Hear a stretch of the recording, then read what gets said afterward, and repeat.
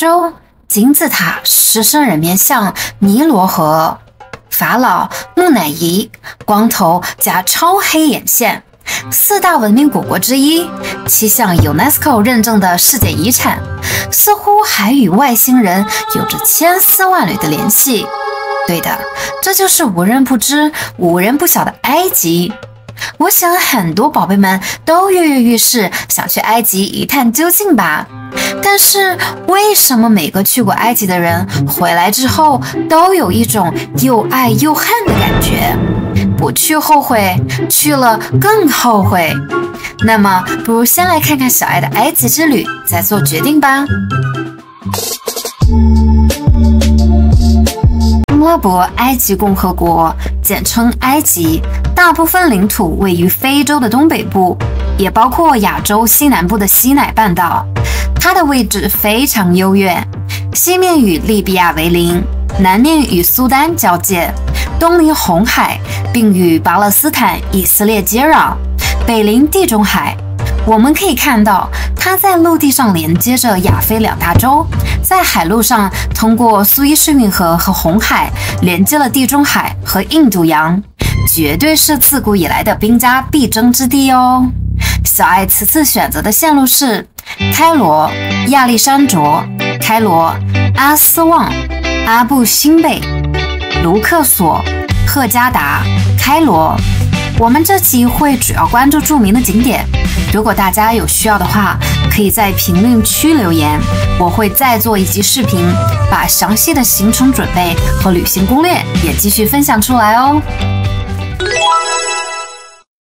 大多数游客都会乘飞机抵达开罗国际机场。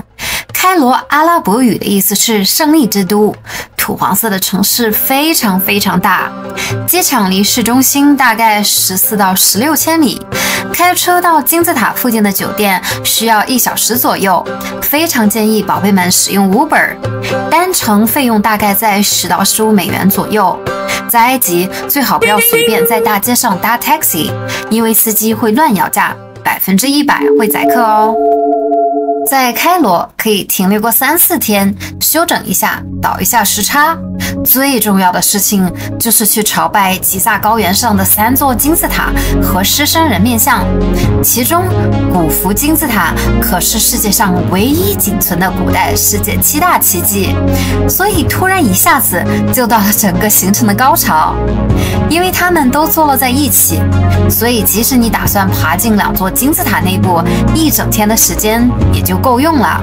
顺便说一下，想了解金字塔内部的宝贝们，可以来看我这集影片哦。建议大家早晨8、9点钟到，可以看到最好的景色。当然，你也可以晚上来看金字塔声光秀。游客只需要在售票窗口购买1张进入景区的票和2张进入金字塔的票。任何其他人要求你再买票的话，就装作听不懂英文的样子，直接走过。不要随便和小孩子们拍照，也不要理会让你骑骆驼的大叔。这里可是被坑的重灾区啊！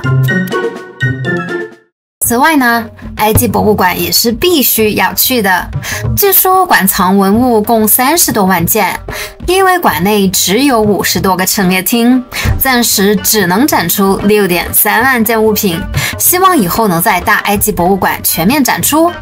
这里藏有很多石棺，众多法老王后的木乃伊，还有小爱最爱的奔奔石。最出名的是图坦卡门墓室里面出土的1700多件珍品，传说中的黄金面具就在这里展出哦。如果宝贝们是历史考古发烧友的话，小爱觉得你可能1天是看不够的。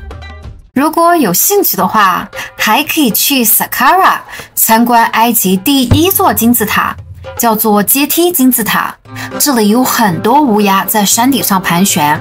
你可以下到墓石，看到石棺和壁画金字塔纹。你也可以参观旁边很有创新精神的建在地面上像房子一样的陵墓，感觉很特别哦。然后，小爱从开罗北上，很快就到达地中海边的亚历山卓港，是在公元前334年按其奠基人马其顿来的亚历山大大帝命名的。据说，谁拥有了他的木乃伊，就可以统治整个埃及哦。这里也是托勒密王朝的首都，被毁掉前是繁荣的国际贸易港口和世界知识中心。在西方古代史中，其规模和财富仅次于罗马，具有丰富多元的文化，极具地中海风情。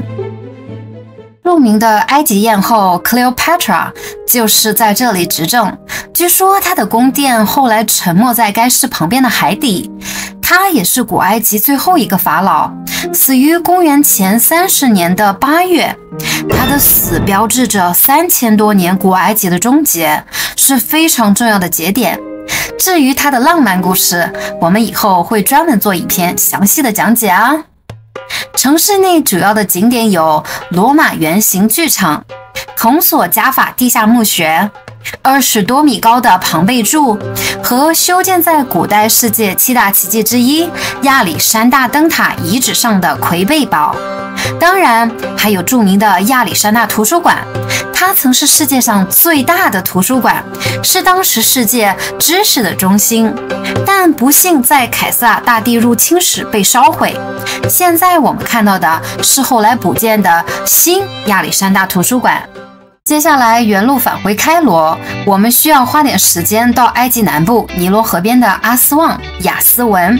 这样安排是为了方便我们以后可以从尼罗河上从南向北顺流而下。可以选择坐巴士、火车或者飞机抵达。经济巴士最便宜，大概15到20美元，14小时到达。因为埃及不让外国人白天坐便宜的火车，所以只能晚上睡火车。非常有趣，也不耽误白天的行程，需要13个小时。大多数旅行社会收取85美元左右的价格帮你预定，但是车票价格跨度很大，单程大约50到260美元。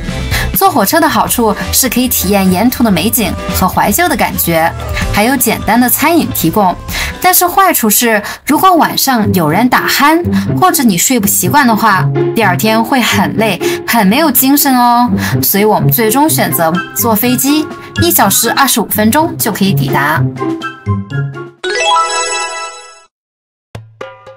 阿斯旺呢，是埃及最热、最干燥的城市之一，也是世界上最干燥的人类居住地之一。靠近苏丹，所以可以体验到努比亚风情。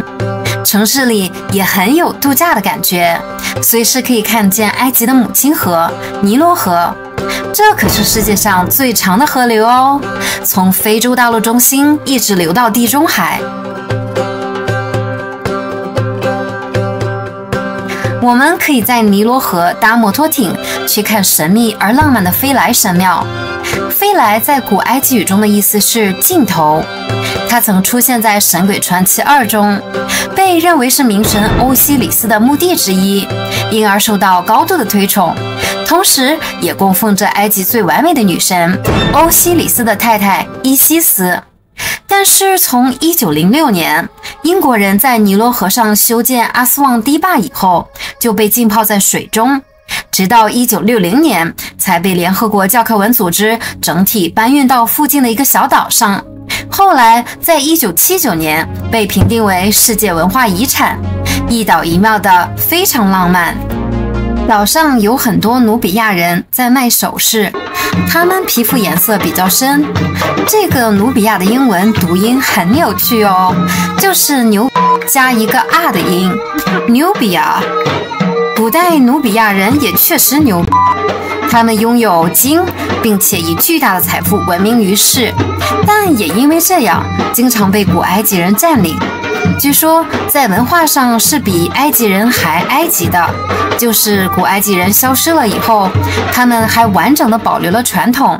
所以非常建议搭船参观他们的部落，就坐落在尼罗河的小岛上，可以来吃个当地的晚餐，吸个 shisha， 画个 nuna， 看一下牛表演和购买他们传统的鳄鱼皮手工制品，非常的有趣哦。此外，小爱还早上凌晨3点钟爬起来，驱车8小时去看了欧美旅行达人极度推崇的 Abu Simbel， 绝对是埃及旅游的重中之重哦。是由2个雕刻在小山上的巨型神庙组成，被联合国教科文组织指定为世界遗产。它曾在1960年代被新修建的阿斯旺高坝水浸后，和前面介绍的飞来神庙一样，被联合国教科文组织原装搬运到更高的山坡，所以很多西方媒体尊崇它为第8个世界奇迹。Abu Simbel 是很值得去的，内部有很多宣扬拉美西斯2世战功的笔画。神奇的是，每年特定的2天，阳光可以准时照进神庙，精准地照在圣殿里拉美西斯2世和2个太阳神的石像上。感兴趣的宝贝们可以来看我这集详细的神庙介绍哦。接下来的行程就精彩和悠闲了。到了尼罗河，怎么能不上游轮呢？古埃及人认为神是乘着船在天上飞的，所以认为在尼罗河乘船可以到达世界的尽头，从而进入你的永生。小爱突然感觉有种模仿外星飞船的即视感。话说，我们的游轮非常老旧复古，有戴着帽子穿着制服的工作人员会来帮你提行李，一股英国殖民地的气息扑面而来。游轮行程大概3到4天，每天每队都配备了buffet。不得不说 chef 大厨实在是太厉害了，他单单一个人就可以准备全船人员的食物。蔬菜沙拉应该有20多种，主菜大概也是20多种，甜品也得有10种以上。另外每天下午4点还有 high tea。 就这样，大厨还能保证每餐菜式不重复，顿顿都给你惊喜。这就是埃及的餐饮，让你吃到吐的标准。我们由此可以想象法老当年有多奢侈了，不得每天满汉全席。我们在游轮2侧上都有各自的合景房间，每个房间都配备有厕所、淋浴。但是因为是老船，所以电力供应有限，有时一用吹风机就全船断电，场面相当搞笑。当然，大家也可以选择比较现代的游轮，但是就没有复古的感觉了。会在尼罗河上慢慢向北顺流行驶，非常的惬意。你可以放松地观看沿河景色，打乒乓、晒太阳或者游泳。对的，每个游轮还配备了小的游泳池，这时也会有商贩划着小船向你兜售产品，他们会放商品在塑胶袋给你扔上来，然后你放钱在塑胶袋再给它扔回去，居然可以精准的投递几米的高度，技术很高超，场面也很搞笑和欢乐。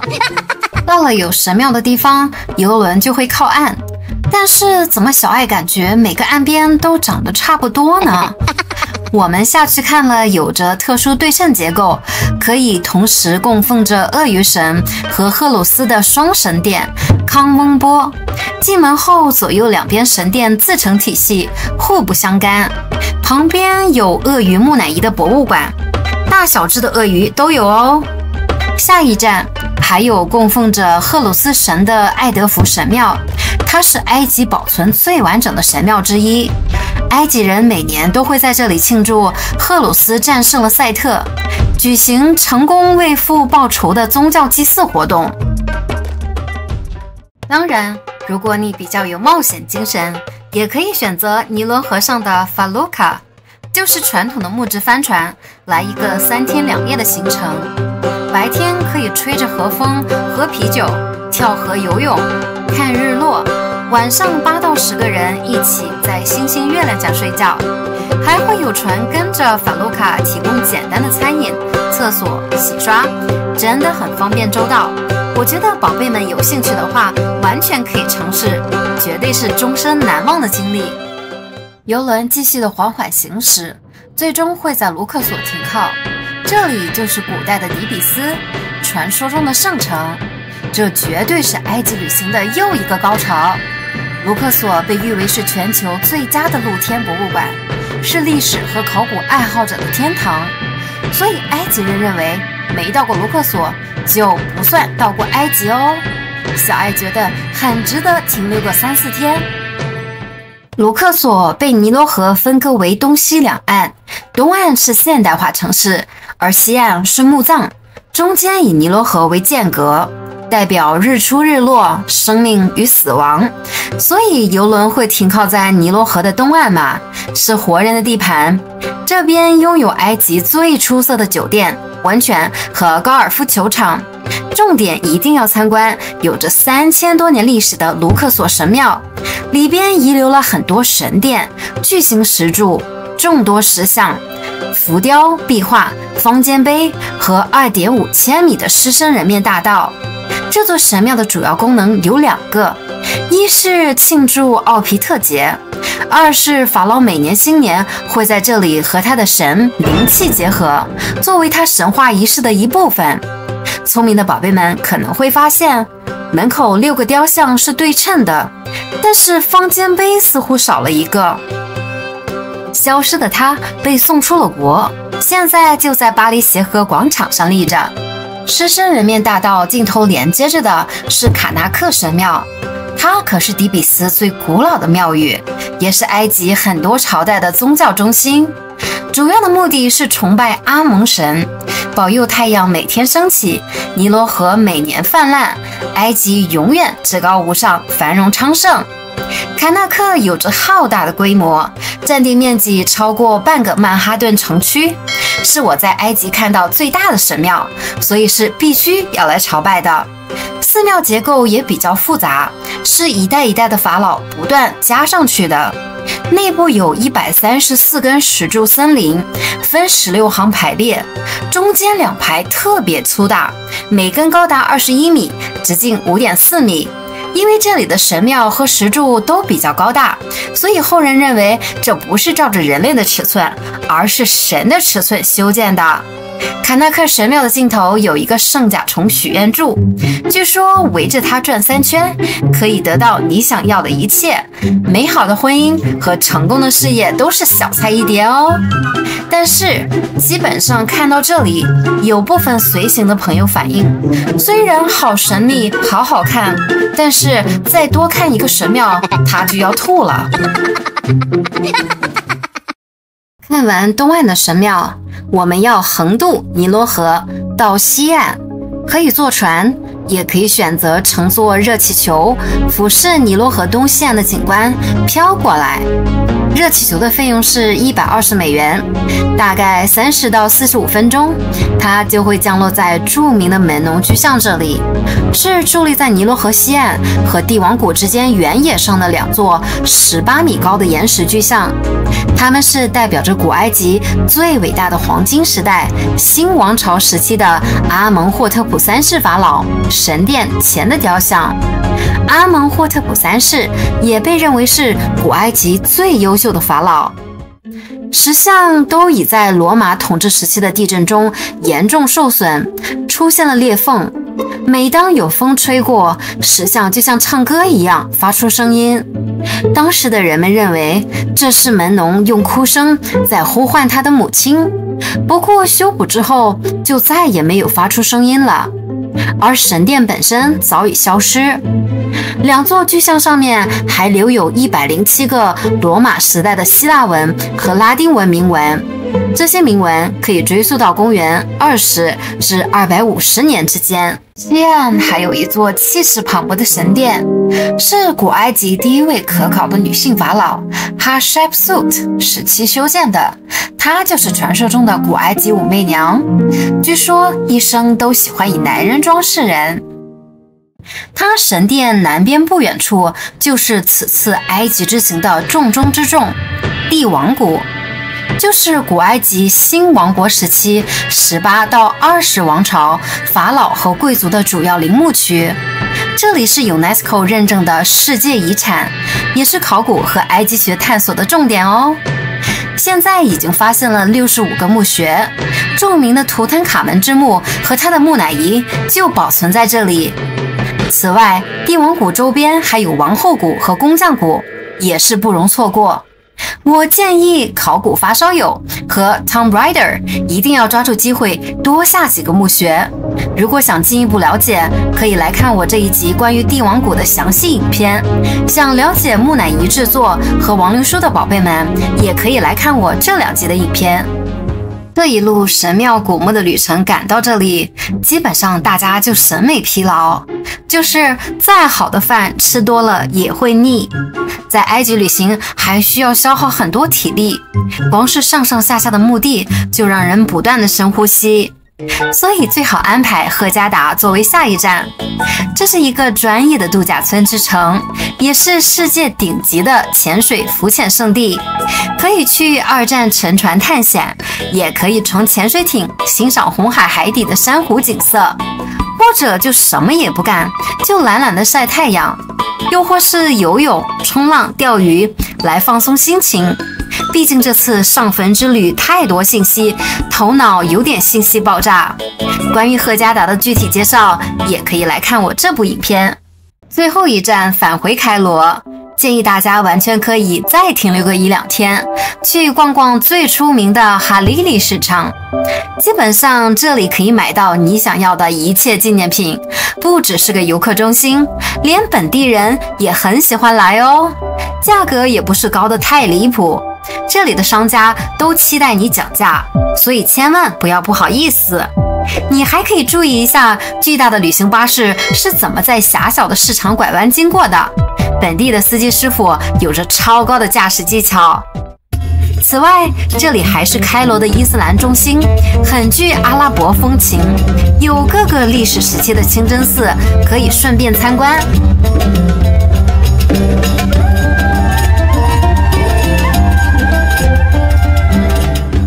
这就是比较基础、比较成熟的路线，推荐给第一次去埃及的宝贝们。大概需要10天到1个月的时间，费用大约需要2到5千美元。在一个国家里，却能体验到地中海、古埃及、现代埃及、努比亚和阿拉伯等好几国的风情，小爱自己感觉旅程非常值得。行程结束后，很多人紧接着去了以色列、约旦和希腊，因为靠得比较近嘛。也有人去迪拜，可以顺便转机，都是非常明智的选择。当然，考古学家的路线会很不一样，宝贝们一定还有更多更好的建议，可以在评论区留言，推荐给大家哦。需要提醒的是，埃及很多行程都需要在凌晨3、4点钟启程出发，感觉好拼啊，像打了鸡血一样。小爱整个旅行都在感冒，回来以后还大病了一场，不知道是不是被诅咒了。那么接下来，宝贝们，你们决定去埃及了吗？如果大家想要第一时间收看我最新的影片，可以点击订阅，打开小铃铛。我们下次见喽！